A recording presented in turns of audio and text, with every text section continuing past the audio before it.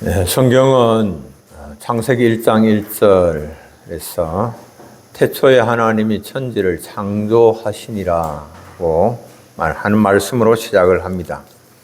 하나님께서 무에서 유를 창조를 하셨습니다. 하나님께서 창조하신 세상은 사람들이 살기에 적합하고 견고하게 창조가 되었습니다. 이사야 45장 18절은 이렇게 말씀합니다. 대저 여호와께서 이같이 말씀하시되 하늘을 창조하신 그는 하나님이시니 그가 땅을 지으시고 그것을 만드셨으며 그것을 견고하게 하시되 혼돈하게 창조하지 아니하시고 사람이 거주하게 그것을 지으셨으니 나는 여호와라 나 외에는 다른 이가 없느니라 하시니라. 하나님께서 사람을 천지를 창조하실 때에 아름답게 그리고 사람들이 살기에 적합하게 견고하게 창조를 하셨습니다. 하나님께서 만드신 그 세상에서 사람들이 행복하게 살기를 원하셨습니다.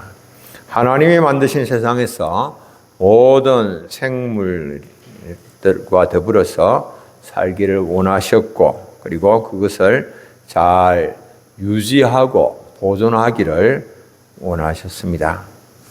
그 모든 것을 다스리도록 하나님께서 사람을 창조를 하셨습니다. 성부와 성자와 성령 삼위 하나님께서 거룩한 논의를 하시고 여섯째 되는 날에 사람을 만드셔서 그들로 하여금 세상 모든 생물들을 다스리게 하셨습니다. 창세기 1장 26절 우리의 형상을 따라 우리의 모양대로 우리가 사람을 만들고 그들로 바다의 물고기와 하늘의 새와 가축과 온 땅과 땅에 기는 모든 것을 다스리게 하자. 삼위 하나님께서 그렇게 거룩한 논의를 하셨죠. 그리고 사람을 만드실 때에 하나님의 형상대로 창조를 하셨습니다. 사람은 다른 피조물과 달리 하나님의 형상을 닮은 영광스러운 모습으로 창조가 되었고 특별한 목적을 지닌 특별한 존재로 지음을 받았습니다. 사람이 참 귀한 존재죠. 그러면 하나님의 형상을 닮은 모습은 어떤 모습일까? 하나님의 형상이라고 하니까 우리가 그냥 육신적 겉모습을 생각을 하지만 겉모습, 하나님의 모습을 우리가 닮았다라고 하는 그런 말씀은 아니겠죠. 하나님은 영이시니 우리의 눈에 보이시지 아니하죠. 하나님의 성품을 말하는 것입니다. 성경에 가장 먼저 드러난 하나님의 성품은 삼위 하나님께서 하나 되셔서 동력하시는 것을 통하여서 하나님께서 우리에게 그 성품을 보여주셨죠. 하나님은 처음부터 삼위가 교제하시는 한 분이셨습니다. 성부, 성자, 성령의 교제는 너무 완벽하고 완전하여서 결코 분리가 될 수가 없는 일체이시고 한 분이십니다. 삼위 하나님은 천지를 만드는 일을 또 세 분이 거룩한 논의를 통하여서 동력하셨죠. 보십시오. 우리가 우리의 형상을 따라서 우리의 모양대로 우리가 사람을 만들고 그들로 바다의 고기와 하늘의 새와 가축과 땅에 기는 것 모든 것을 다스리게 하자 그렇게 논의하셨죠. 그리고 사람을 그 목적에 합당하게 창조를 하셨습니다.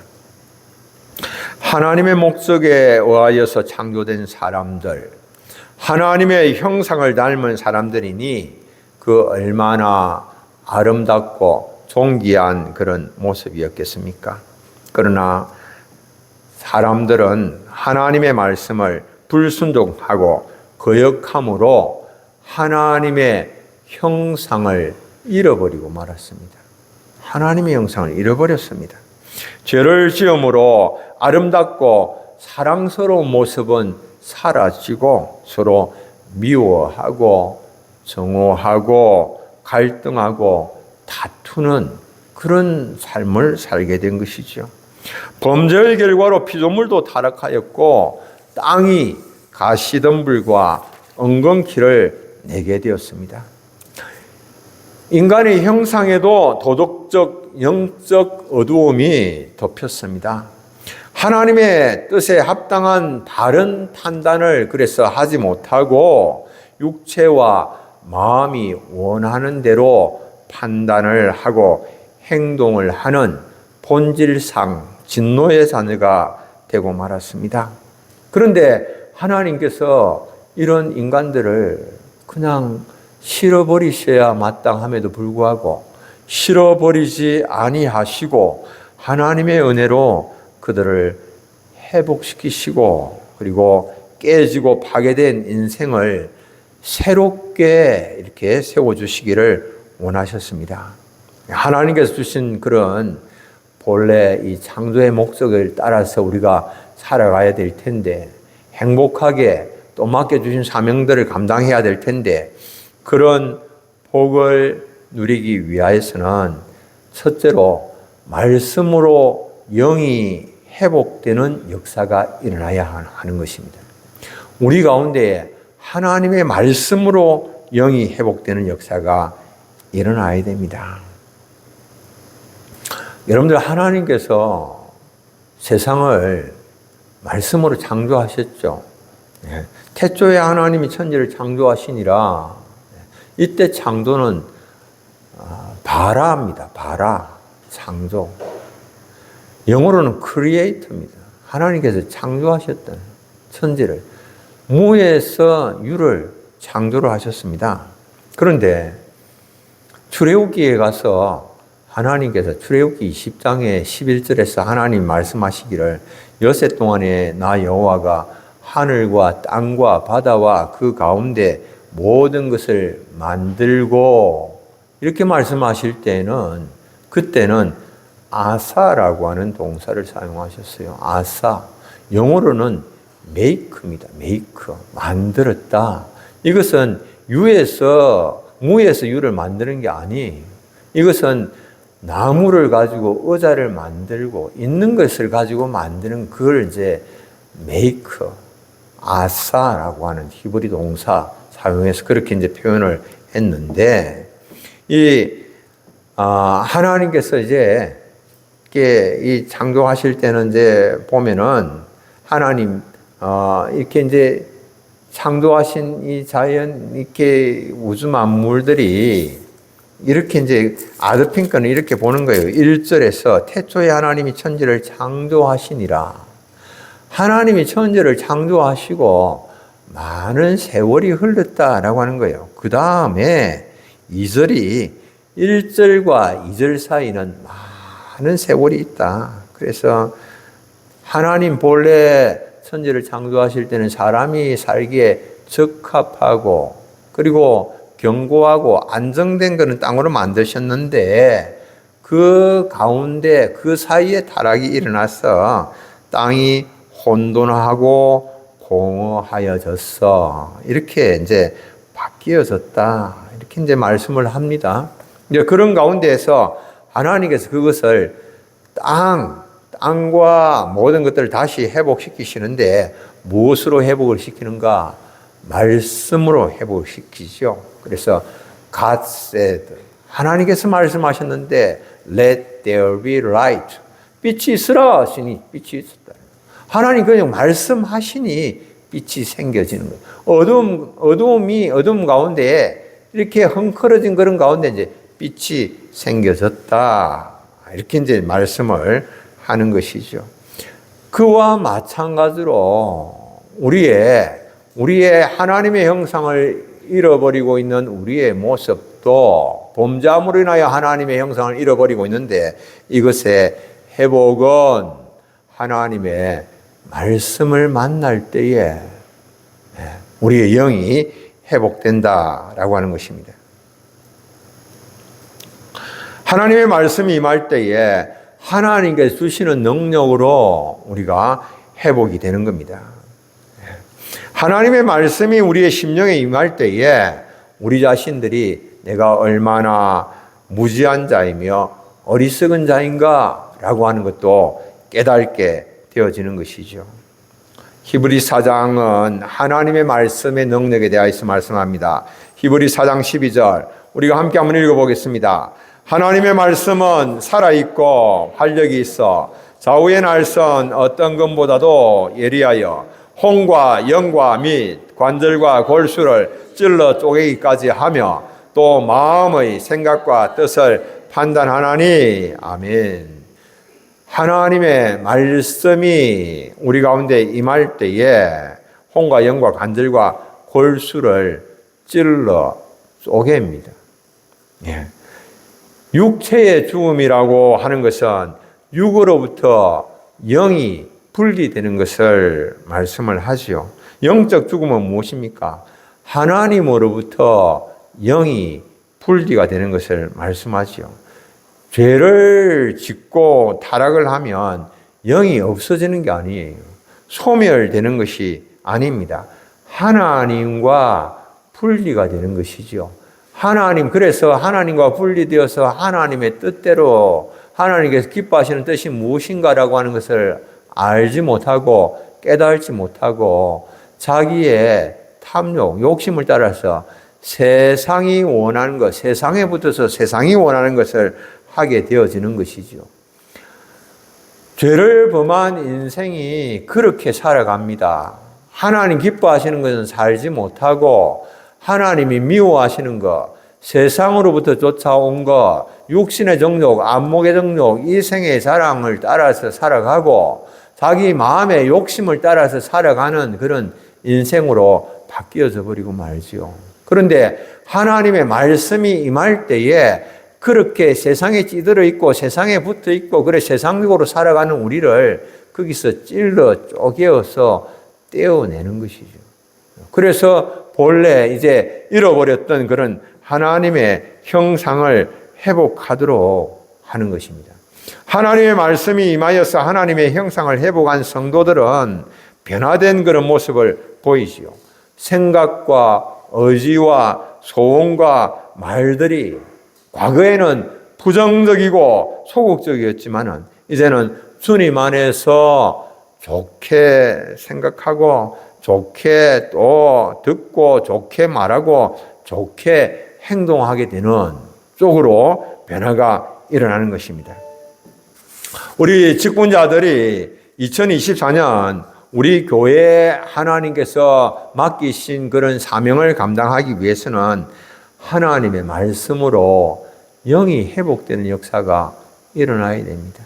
영이 회복되어져서 하나님의 말씀을 전하기에 적합한, 하나님의 말씀을 전하지 아니하고는 견딜 수 없고 다른 사람을 바라볼 때에 주님의 마음으로 그들을 바라보며 불쌍히 여기는 그런 마음을 품지 아니할 수 없도록 그렇게 영이 회복되는 역사가, 내 사랑하는 사람이 죄와 타락으로 인하여서 거역으로 불순종으로 인하여서 그 영혼이 영원한 죽음을 향하여 달려가고 있음에도 불구하고 내 마음에는 그를 향하여서 불쌍히 여기는 마음이 하나도 일어나지도 않고 내 자녀가 어둠으로 영원한 죽음으로 유황불못으로 향하여서 달려가고 있음에도 불구하고 그를 바라볼 때에 내 마음이 아픔도 없고 고통도 없고 눈물도 없고 이것이 정상적인 상태인가? 하나님의 형상 닮은 사람의 모습인가? 하나님의 형상을 닮아서 지원받은 사람의 마음인가? 여러분들 아니죠. 이미 그 마음이 많이 무디어져 있고 부패하고 타락하여져서 그래서 주님께로부터 멀어져 있는, 세상에 완전히 빠져 있고 젖어 있는 그런 모습으로 세상의 것만 자꾸 바라보면서 나아가고 있는 그런 우리의 모습이 아니냐라고 하는 겁니다. 이게 이제 어떻게 회복된다고요? 하나님의 말씀으로 인하여서 말씀이 임할 때에 우리의 영이 회복이 되는 거예요. 다른 것으로는 방법이 없습니다. 다른 어떤 것으로는 길이 없어요. 회복될 수 없어요. 아무리 내가 원한다 하더라도 안 돼요. 내 마음으로는 할 수가 없는 거예요. 내 힘으로는 할 수가 없는 겁니다. 내가 회복되는 것은, 내 영이 회복되는 것은 하나님의 말씀의 능력이 내게 임할 때 그때만 가능한 일이다라고 하는 겁니다. 두 번째로, 말씀으로 회복된 사람들은 서로 협력을 해야 됩니다. 하늘과 땅의 모든 생물을 다스리며 하나님께서 맡겨주신 사명을 감당하기 위해서는 말씀으로 회복된 사람들이 서로 합력해야 됩니다. 사람을 만드실 때에 하나님은 남자만 만드시지 않으셨어요. 여자만 만드시지도 않으셨습니다. 남자와 여자를 함께 만드셨습니다. 동일한 사람이 아닌 다른 두 사람, 남자와 여자를 만드셔서 모든 생물을 다스리게 하신 것입니다. 남자가 자기 힘 있다고, 자기가 잘났다고, 자기 똑똑하다고 내 뜻대로, 내 생각대로 모든 것을 해보려고 하지만 그것은 교만이지요. 하나님의 뜻에 반한 그런 것이지요. 하나님께서는 함께 내 뜻대로 된다고 그게 가장 이상적으로 되어지는 것이 아니지요. 연약하고 부족한 것처럼 보여도 하나님께서 네 뜻대로, 네 생각대로만 그렇게 달려가다 보면 과속도로 속도 초월도 되어질 수도 있고 오히려 과유불급이라 그것을 망가뜨릴 수도 있고 함께하는 것을 주님이 말씀을 하시지 않습니까? 합력하기를 주님께서 원하시지요. 서로 다름을 조화롭게 잘 융합시켜서 함께 일하기를 원하시죠. 그럴 때에 맡은 바 사명을 제대로 감당을 할 수 있고 다른 두 사람이 합력할 때에 하나님의 인도하심을 따라가면서 온전히 하나님께서 기뻐하시는 열매를 맺을 수가 있는 겁니다. 내가 더 잘 알고 내가 더 많은 경험도 있고 지식도 있고 내 뜻대로만 하면 될 것 같은데 하나님은 그렇게 말씀하시지 않고 함께 하라고 말씀을 하십니다. 결혼을 통하여 가정을 이루거나 교회를 이루는 일 다 마찬가지죠. 서로 다른 사람들이 모여서 하나의 가정을 이루고 교회를 이룬다라고 하는 거 결코 간단한 일이 없습니다. 그냥 혼자 사면 갈등도 없고 그냥 혼자 살면 하나님과 편안하게 그냥 교제도 하고 그렇게 살 텐데 왜 하나님 우리가 함께 하기를 원하시는가? 하나님 말씀하십니다. 아담이 독사하는 것이 보기에 좋지 아니하다고 말씀을 하셨습니다. 삼위일체 하나님은 교제와 함께 또 함께함의 행복을 주시기 위하여서 아담에게 하와를 주셨습니다. 그리고 삼위일체 하나님은 우리의 눈에 보이지 않지만은 가정과 교회에 임재하셔서 큰 교제 가운데 거하기를 원하시죠.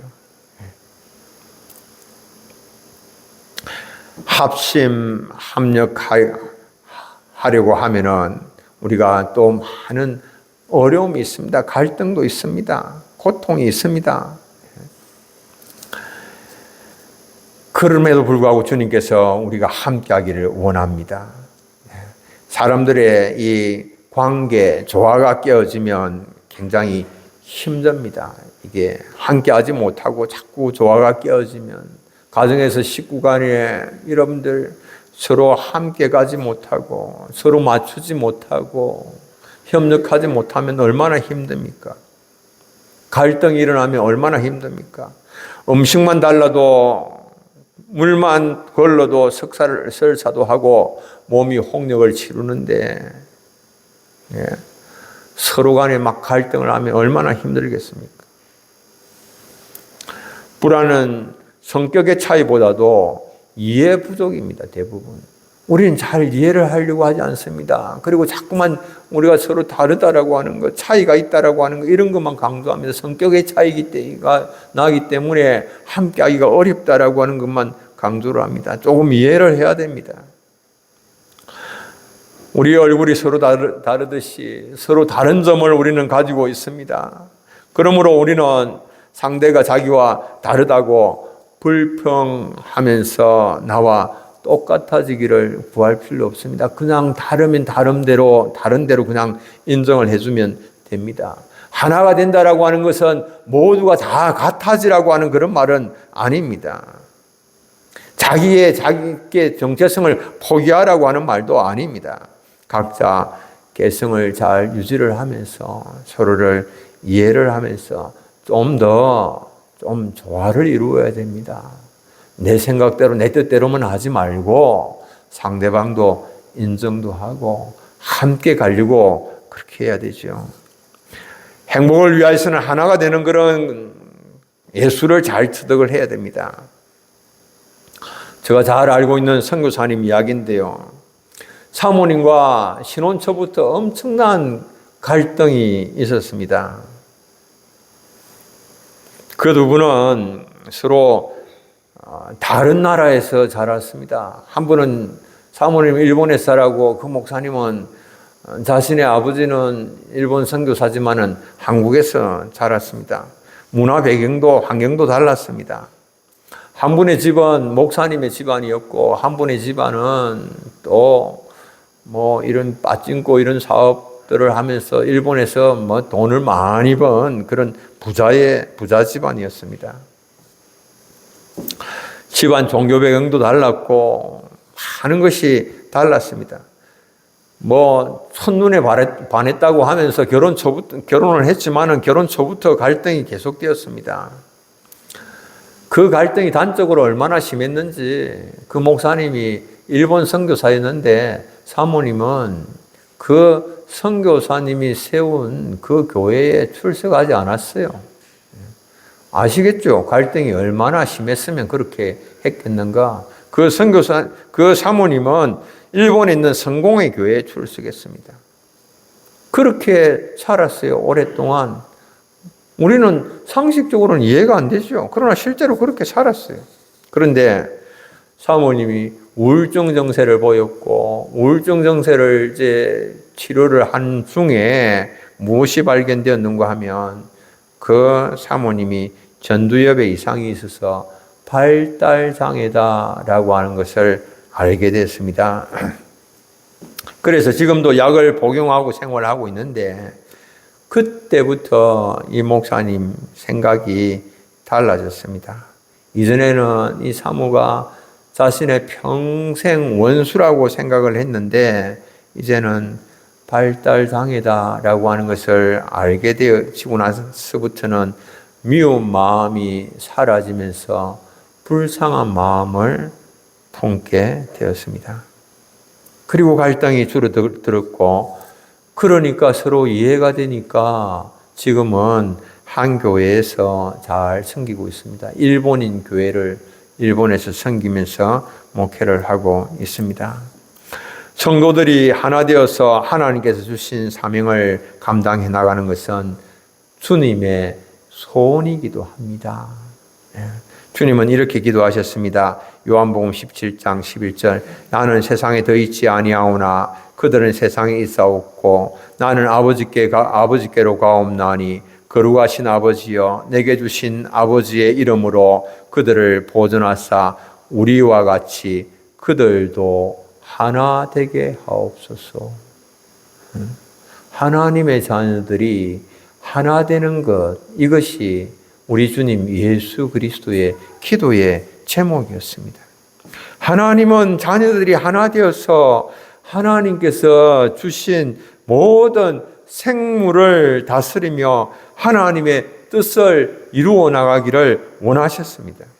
성자, 성부, 성령 하나님께서 하나를 이루고 있는 것처럼 성도들이 하나 되기를 간절하게 원하셨습니다. 우리가 주님께서 맡겨주신 사명, 새해도 잘 감당하고 하나님의 축복을 받아 누리기를 원한다면 세 번째로 우리가 생각해야 될 것은 절대 순종해야 하는 일입니다. 하나님께서 남자와 여자를 창조하시고 그들에게 복을 주시며 말씀을 하셨습니다. 창세기 1장 28절 생육하고 번성하여 땅에 충만하라.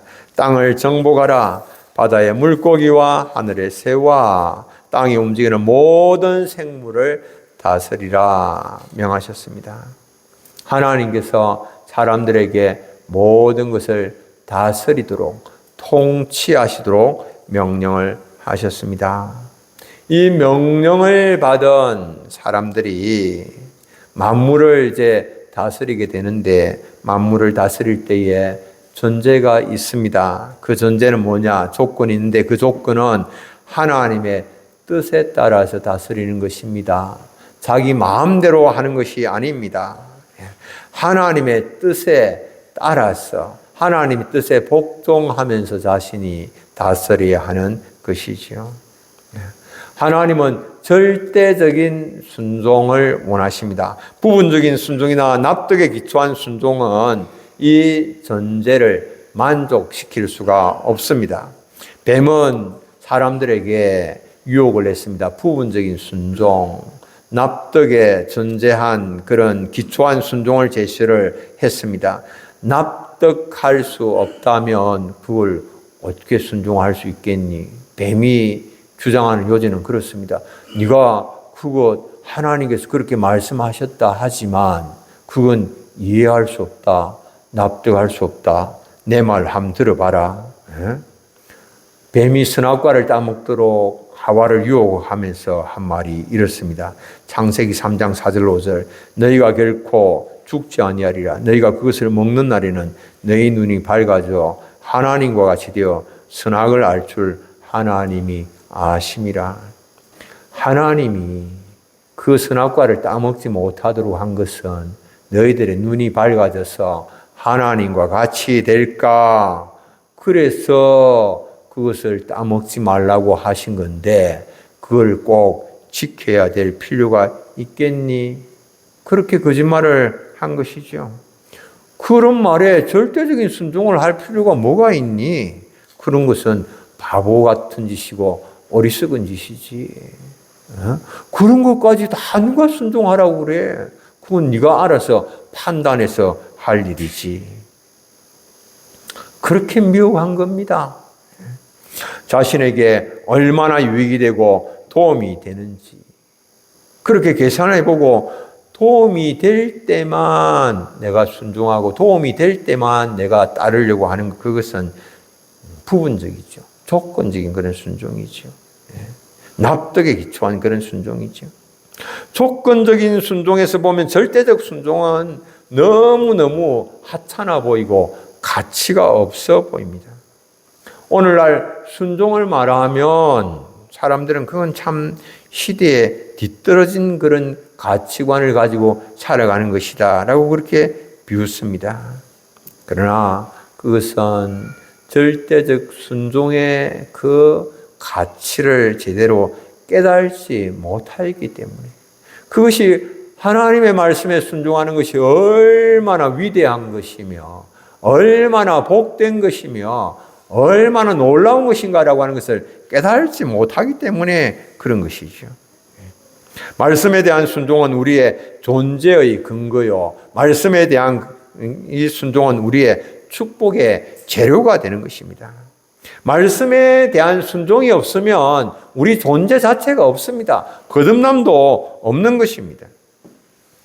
베드로전서 1장 23절 우리가 어떻게 거듭났는지를 말씀합니다. 우리 함께 한번 읽겠습니다. 너희가 거듭난 것은 썩어질 씨로 된 것이 아니요 썩지 아니할 씨로 된 것이니 살아있고 항상 있는 하나님의 말씀으로 되었느니라. 하나님의 말씀이 임하셔서 우리를 거듭나게 하신 거예요. 하나님의 말씀이 임하셔서 영적으로 죽은 우리를 다시 회복을 시키셨다라고 하는 것이죠. 물질적인 유불리에 따라서 움직이지만은 그러나 우리의 거듭남은 물질에 달린 것이 아닙니다. 그 다른 그 무엇이 아닌 하나님의 말씀으로 이루어진 것이다 라고 하는 사실이죠. 하나님을 믿는다라고 하는 것은 하나님의 말씀에 순종하는 것을 뜻합니다. 전 세계적으로 하나님의 존재를 부인하는 무신론자들은 3.8% 정도밖에 되지 않습니다. 나머지는 뭡니까? 다 96.2%는 신의 존재를 인정합니다. 믿는다라고 그렇게 말합니다. 그러나 인정하는 것과 순종하는 것, 이것은 차원이 다른 그런 문제지요. 하나님께서 원하시는 것은 단순하게 믿는다라고 하는 것을 넘어서 순종을 원하시죠. 수많은 사람들이 신의 존재를 인정한다라고 말하면서 믿는다라고 말을 하면서 순종을 하지 않습니다. 하나님의 말씀의 순종은 엄청난 가치를 지닙니다. 우리를 지극히 존귀한 존재로 세우시고 우리를 모든 것 위에 뛰어나게 만드십니다. 사람들은 인생을 풍족하게 살기를 원하지만 그러나 눈이 어두워서 어떻게 하면 풍족하게 살 수 있는지, 풍요를 누릴 수 있는지 그거 보지 못하고 알지 못하지요.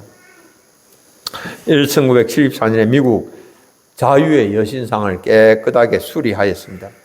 공사를 다 마치고 나니까 엄청난 양의 쓰레기가 나왔습니다. 각종 고철들, 목재들, 트럭 분량으로 상당한 분량이 나왔는데요. 이를 처리하기 위해서 입찰 공고를 냈습니다. 아무도 쓰레기를 가져가려고 하지 않았습니다. 너무 오래된 것이어서 재활용도 할 수가 없을 것처럼 여겨졌습니다. 그런데 어느 한 유대인이 참처럼 쌓인 쓰레기를 가져가겠다라고 계약을 했습니다. 이 소식을 들은 사람들이 저 유대인이 완전 덤터기를 쓴다 그러면서 비웃었습니다. 쓰레기 처리 규정에 따라서 당시 뉴욕에서는 굉장히 엄격하게 규정을 했고 잘못 처리하다가는 큰 낭패를 보고 많은 벌금을 낼 수도 있고 감옥에 심지어는 갈 수도 있는 그런 상황이었습니다. 그런데 그 유대인이 사람들을 고용을 하여서 쓰레기를 일일이 분리를 했습니다.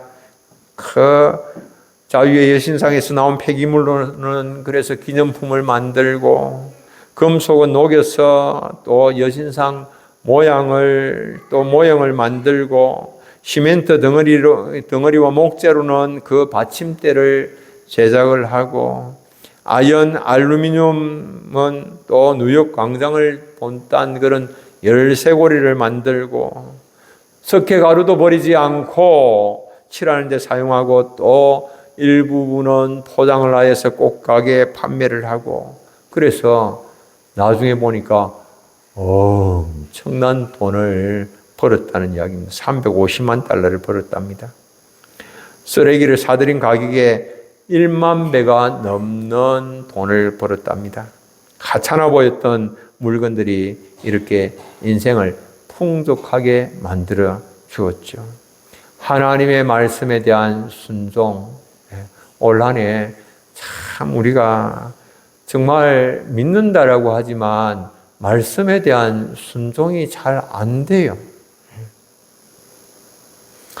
이 하나님은 엄청난 그런 순종에 대한 그런 대가를 보장을 하지만 이거 우리가 가치를 순종이 얼마나 위대한 것인가라고 하는 것을 제대로 알지를 못하는 것입니다.